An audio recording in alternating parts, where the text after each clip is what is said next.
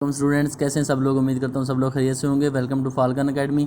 जैसा कि आप लोगों को पता है कि हम EDU 401 का कोर्स शुरू किए हुए हैं, तो इस सिलसिले में आज हम पढ़ने जा रहे हैं। जैसा नंबर 7 है ये है पीस एजुकेशन के मतलब कि पीस एजुकेशन क्या होती है। टॉपिक नंबर 30 है इसमें जी, peace education. Why study peace education, कि हम पीस एजुकेशन को क्यों पढ़ते हैं। Why the peace education is important, और पीस एजुकेशन है वो क्यों ज़रूरी है। Safety and security of individual is important, ये इसलिए ज़रूरी है क्योंकि जो सेफ्टी और सिक्योरिटी होती है किसी भी इंडिविजुअल की, वो बहुत ज़्यादा ज़रूरी होती है, इसलिए हम पीस एजुकेशन को पढ़ते हैं। When these two things are threatened then conflict arises, जब सेफ्टी और सिक्योरिटी को थ्रेटन होती हैं या जिनको थ्रेट होता है तो कन्फ्लिक्ट अराइज होते हैं, मसाइल जन्म लेते हैं। तो इसलिए पीस स्टडी का पढ़ना बहुत ज़्यादा ज़रूरी होता है। नेक्स्ट है जी, peace study is a process. Peace study एक प्रोसेस है। It has to be born reborn again and again. इसको हमें अडॉप्ट करना चाहिए अगेन एंड अगेन, हमें इसको अगेन एंड अगेन दोहराना चाहिए। It means you have to refine the curriculum every now and then. इसका मतलब ये है कि आपने का जो निसाब है उसको आपने टाइम टू टाइम चेंज करते रहना चाहिए, उसको आपने रिफाइन करते रहना चाहिए। Therefore we need to revisit the curriculum for peace study on a regular basis. इसलिए हमें चाहिए कि हम जो अपने निसाब है उसको रिविजिट करते रहें, ताकि हमारी जो पीस स्टडी है वो रेगुलर बेसिस पे चलती रहे।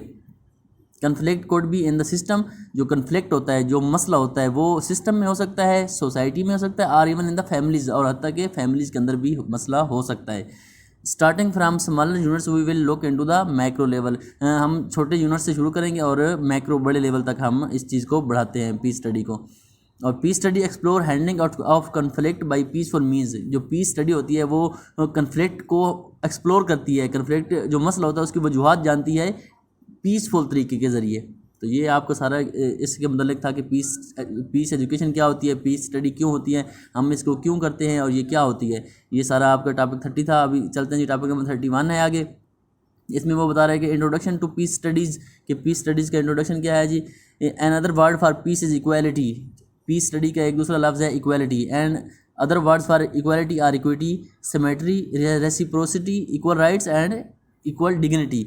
और जो इक्वालिटी के दूसरे लफ्ज़ इस्तेमाल होते हैं उसको हम सिमेट्री भी कह सकते हैं, इक्विटी कह सकते हैं, रेसिप्रोसिटी और इक्वल राइट्स। और इक्वल मतलब आपका पीस, जब सबको इक्वल राइट्स मिलेंगे तो उनमें उस पीस होगा, अमन होगा, तो इसको पीस स्टडी कहते हैं। Equality does not guarantee peace. Equality जो होती है वो उस ज़रूरी नहीं है उससे कि पीस होगा। Equality does not guarantee peace, कि ज़रूरी नहीं है कि इक्वालिटी होगी तो अमन होगा या पीस होगा। But in equality almost guarantees the opposite. लेकिन अगर इन इक्वालिटी होगी या इक्वालिटी नहीं होगी तो फिर मसाइल ज़रूर जन्म लेंगे, तो ये इसलिए ज़रूरी है।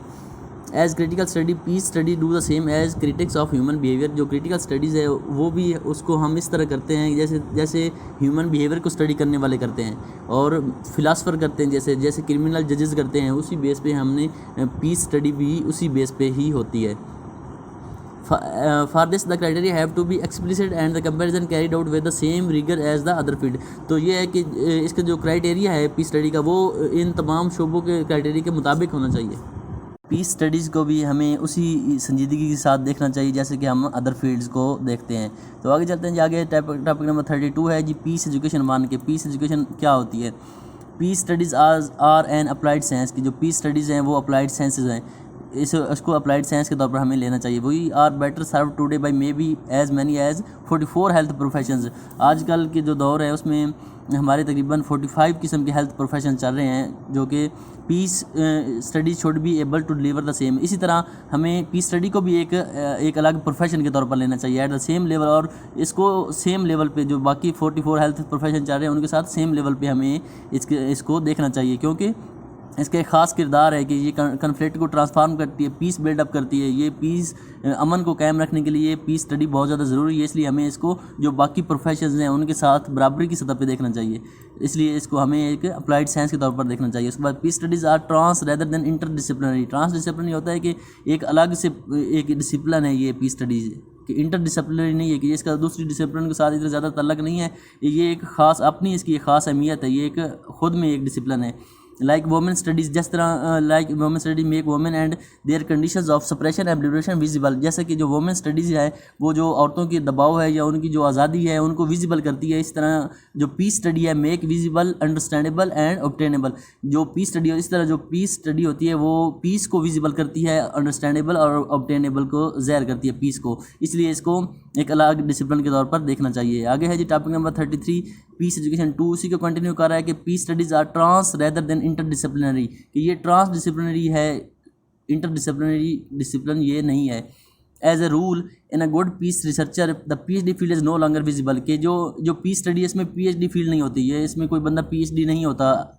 उसके अलावा ये क्या करते हैं, ये फिर होती कैसे ये बता रहा है। There are often 4 stages on the road, 4 stages हैं जिसके जरिए पीस स्टडीज़ को कंडक्ट करते हैं। कैसे करते हैं जी, एक तरीका ये है कि in the multidisciplinary stage, एक इसकी है मल्टी डिसिप्लिनरी स्टेज। इसमें अ यूनिवर्सिटी और conference invites specialist from several disciplines to contribute to peace studies from their angle. इसमें होता क्या है कि जो मल्टी डिसिप्लिनरी स्टेज होती है इसमें जो यूनिवर्सिटी होती है या जो कॉन्फ्रेंस होती है वो मुख्तलिफ फील्ड्स के जो स्पेशलिस्ट होते हैं उनको इनवाइट करती है और उनका पॉइंट ऑफ व्यू से सुनती है। उनका हर बंदे हर मुख्तलिफ फील्ड से जब बंदे आते हैं तो उनका अपना अपना पॉइंट ऑफ व्यू होता है तो वो पेश करते हैं। तो एक ये तरीका है कि मल्टी डिसिप्लिनरी स्टेज है, इसमें जो यूनिवर्सिटी होती है जो कॉन्फ्रेंस होती है वो लोगों को स्पेशलिस्ट को इन्वाइट करती है और उनका पॉइंट ऑफ व्यू लेती है। तो इस तरह पीस स्टडी कंडक्ट करते हैं, एक तरीका ये है जी। दूसरा तरीका है जी in the interdisciplinary stage, interdisciplinary stage university और conference encourage dialogue among approaches and obvious method being to address the same event or phrase in the history or the same problem.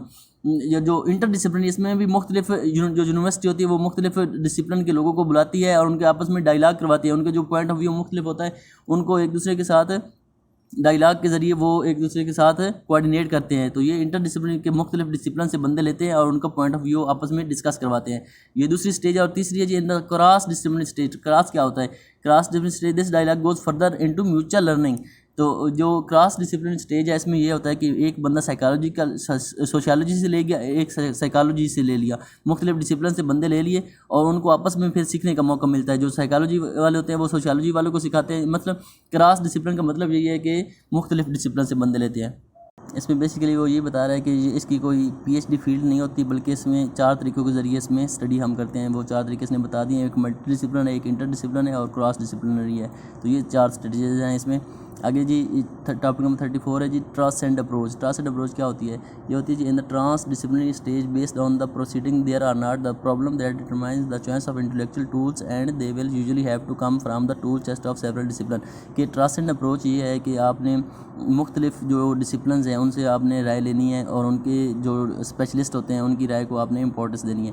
तो क्योंकि ये जो पीस स्टडी है, जो अमन है, वो तकरीबन सब लोगों का मसला है, तो इसलिए तमाम डिसिप्लिन से लोगों की राय आपने इसमें शामिल कर सकते हैं। No country has monopoly nor does any gender generation race class nation. कि इसमें कोई, क्योंकि जो पीस है वो किसी खास जेंडर या किसी खास मुल्क का मसला नहीं है, ये तमाम लोगों के लिए इक्वल होता है। क्योंकि as belong to peace study, क्योंकि जो पीस स्टडीज़ है उसका तल्लुक़ पीस से है और पीस जो है, जो अमन है, वो तमाम लोगों के लिए, तमाम मुल्कों के लिए, जेंडर्स के लिए इक्वली बराबर होता है। इसलिए आपने तमाम डिसिप्लिन से बंदों को इसमें शामिल करना है। This is important because study of peace is so intimately related to the study of conflict. इसलिए भी ज़रूरी है क्योंकि जो पीस स्टडी है उसका डायरेक्टली जो तल्लुक़ है वो कन्फ्लिक्ट के साथ होता है। जो आपके मसाइल होते हैं वो आपने उनका सोल्यूशन लेना होता है थ्रू पीस स्टडी के ज़रिए। About conflict we know something for sure, each actor in a conflict has its own angle. कि जैसे कि आपको पता है कि जो कन्फ्लिक्ट होता है उसमें जो किरदार होते हैं मुख्तलिफ, हर बंदे का अपना एक एंगल पॉइंट ऑफ व्यू होता है। तो आपने पीस स्टडीज़ के ज़रिए कन्फ्लिक्ट को रिजॉल्व करवाना है कि आपने सबका पॉइंट ऑफ व्यू सुनना है, फिर उसके मुताबिक आपने उसके ऊपर पीस स्टडी करके उनको रिजॉल्व करने की कोशिश करनी है। तो इस तरह आपको ये टॉपिक लेसन नंबर 7 आपका कंप्लीट होता है। नेक्स्ट वीडियो में आपके साथ लेसन नंबर 8 शेयर करेंगे। इसमें आपको सारा पीस स्टडी के मतलब बताया गया है। तो अगर आपको कोई क्वेश्चन होता है तो आप कमेंट सेक्शन में पूछ सकते हैं। दुआ में याद रखिएगा। अल्लाह हाफ़िज़।